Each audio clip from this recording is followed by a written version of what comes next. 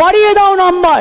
উচ্চ মাধ্যমিক 2026 এইমাত্র তোমরা ভূগোল পরীক্ষা দিয়ে বেরিয়েছো। এটা ছিল অনেকের লাস্ট এক্সাম, আবার অনেকের এখনো বাকি আছে। এবার তোমাদেরকে বলতে চলেছি বোর্ডের তরফ থেকে পাওয়া বিশেষ নোটিশের কথা, যেটা জানলে তোমরা সকলেই খুশি হবে। বোর্ডের তরফ থেকে আসা নোটিশ জানতে আমার গোটা ভিডিওটা দেখো। আমি সুশোভন, তোমরা দেখছো সুশোভন পাত্র এডুকেশন। এই জাতীয় এডুকেশনাল ভিডিও পেতে আমার চ্যানেলটিকে এখনই সাবস্ক্রাইব করো, আর পাশে থাকা বেল আইকনটি দাবিয়ে অল করে দাও, যাতে একটা ভিডিও না মিস হয়। জিওগ্রাফি কথাটা শুনতে যতটা ইজি, বাট সাবজেক্টটা অতটাও ইজি না। তোমরা অনেকেই কঠিন প্রশ্ন ফেস করছো, আবার অনেকেই বলছো আমার 95% কমন আসছে। আমি সেই সকল ছাত্রছাত্রীর কথা বলবো না যাদের 95% কমন আসছে। আমি সেই সকল ছাত্রছাত্রীকে বলবো যাদের প্রশ্নপত্র ছিল খুব কঠিন, যারা চিন্তিত আছো পাস নিয়ে।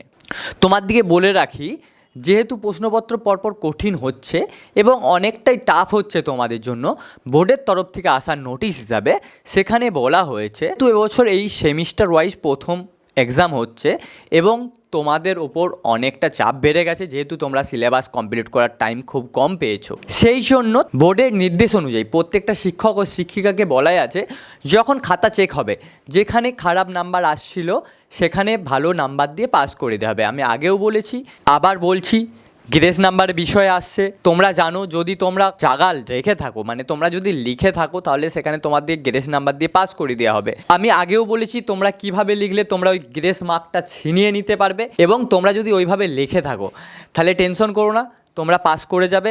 উচ্চ মাধ্যমিক শিক্ষা সংসদ সবসময় ছাত্রছাত্রীদের পাশে আছে এবং থাকবে। শুধু এটুকু বলতে পারি, তোমাদের যাতে কোনো রকম সমস্যা না হয় সেটা আমরা। ফার্স্ট অফ অল, যেহেতু বোর্ড থেকে বলা আছে তোমাদের খাতা এবছর নমনীয়তার সাথে দেখা হবে। সেকেন্ড, তোমরা সেই ব্যাচ যাদের উপর এই সেমিস্টার ওয়াইজ প্রশ্নপত্র প্রথমবার এক্সপেরিমেন্ট করা হচ্ছে। থার্ড, তোমরা সিলেবাস কমপ্লিট করার টাইম খুব কম পেয়েছো, যেই জন্য তোমাদের পরীক্ষার প্রশ্ন আরও কঠিন লাগছে, যেটা বোর্ডের লোক বুঝতে পেরেছে।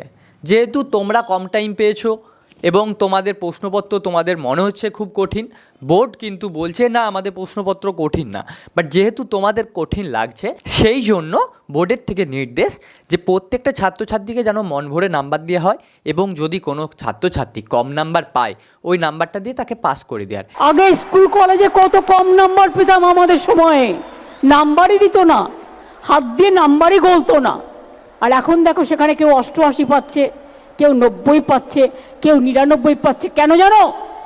আমি ক্ষমতায় আসার পরে বললাম, শোনো, সিবিএসসি আছে, আইসিএসসি আছে, আমাদের ছেলেমেয়েরা কম্পিটিশানে যাবে।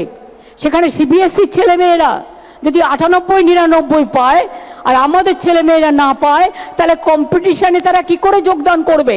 সেই জন্যই বাড়িয়ে দাও নাম্বার এবং এদের এমনভাবে শিক্ষা প্রতিষ্ঠান করো। এবার কথা হচ্ছে তোমার দিয়ে কত গ্রেস নাম্বার দেওয়া হবে। তোমার যদি 2-3 হয় সেখানে তোমাকে এতটাও গ্রেস মার্ক দেওয়া হবে না যেখানে তুমি পাস করে যাবে। তুমি কত নাম্বার পেলে পাস করবে? তোমার যদি 12 হয় সেখানে যদি তুমি 7-8 বা 9-10 পাও, সেখানে তোমাকে গ্রেস নাম্বার দিয়ে পাস করে দেওয়া হবে। বাট এটা নয় যে তুমি খুব কম নাম্বার পাচ্ছিলে, 5 পাচ্ছিলে, 3 পাচ্ছিলে, 2 পাচ্ছ, ওখানে তোমাকে কিন্তু পাস করে দেওয়া সম্ভব নয়। এবার আমাকে অনেকেই কোশ্চিন করছো, আমাকে অনেকে ডিএম করছো যে দাদা আমার 5টা বিষয় আছে, তার মধ্যে যদি আমি একটা বিষয়ে ফেল করে যাই তাহলে কি আমাকে ফেল বলে গণ্য করা হবে? হ্যাঁ, যদি তোমার 5টা বিষয় থাকে, তুমি যদি খুব কম নাম্বারে ফেল করো তাহলে তোমাকে ওই সাবজেক্টটার পরের বছর আবার সাপ্লি দিতে হবে। এখানে তোমাকে কোনোভাবেই পাস করানো যাবে না। সেখানে হয়তো গ্রেস মার্ক দিয়েও তুমি পাস হচ্ছ না, তোমাকে নেক্সট ইয়ার পরীক্ষা দিতেই হবে। আবার অনেকে বলছো যাদের 6টা বিষয় ছিল সেখান থেকে যদি একটা বিষয় ফেল করে তাহলে কি তার দিকে ফেল বলে গণ্য করা হবে? বলে রাখি, না, যদি তোমার 6টা বিষয় থাকে, তুমি একটা বিষয় ফেল করে যাও, সেখানে তোমাকে ফেল বলে গণ্য করা হবে না, তুমি পাস করে যাবে, কারণ বোর্ডের নির্দেশ অনুযায়ী তোমাকে 5টা সাবজেক্টে পাস করতেই হবে। আরও অনেকে কোশ্চিন করছো যদি বাংলা ইংলিশের মধ্যে আমি ফেল করে যাই তাহলে আমার কি হবে? ওখানে কি গ্রেস নাম্বার দেওয়া হবে? এখনও বোর্ড থেকে সেইভাবে বাংলা ইংলিশের উপর কোনো নোটিশ আসেনি, তবুও তোমাদের স্বার্থে বলে রাখি, তোমরা যদি ম্যাক্সিমাম 10, 12, 9 পেয়ে থাকো তাহলে তোমাকে কিছু নাম্বার দিয়ে অবশ্যই পাস করে দেওয়া হবে। এবার তোমরা টেনশন করো না, তোমরা যদি খাতাতে সেরকম জায়গা রেখে থাকো যেখানে তোমাকে শিক্ষক মহাশয় নাম্বার দিয়ে পাস করে দেবে, তাহলে তোমরা সবাই পাস করে যাবে। যেহেতু প্রত্যেকটা পরীক্ষা কঠিন হচ্ছে, আবার অনেকের জন্য সহজও হচ্ছে। যারা ব্রিলিয়ান্ট তাদের জন্য তো অবশ্যই সহজ হবে, হয়তো তাদেরও একটু বুঝতে অসুবিধা হচ্ছে, বাট তারা পারছে।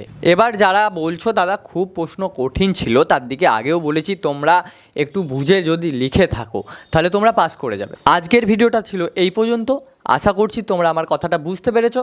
তাই টেনশন করো না, যেটা হয়ে গেছে সেটা নিয়ে আর ভেবো না, এবার জাস্ট ওয়েট করো রেজাল্ট দিনের জন্য। আশা করছি তোমরা সকলেই পাস করে যাবে। কারণ ওয়েস্ট বেঙ্গলের বোর্ড কোনোদিনই চাইবে না তাদের ম্যাক্সিমাম ছেলেরা এবছর ফেল করুক, কারণ তারা একটা নতুন প্রসেস নিয়ে এসেছে।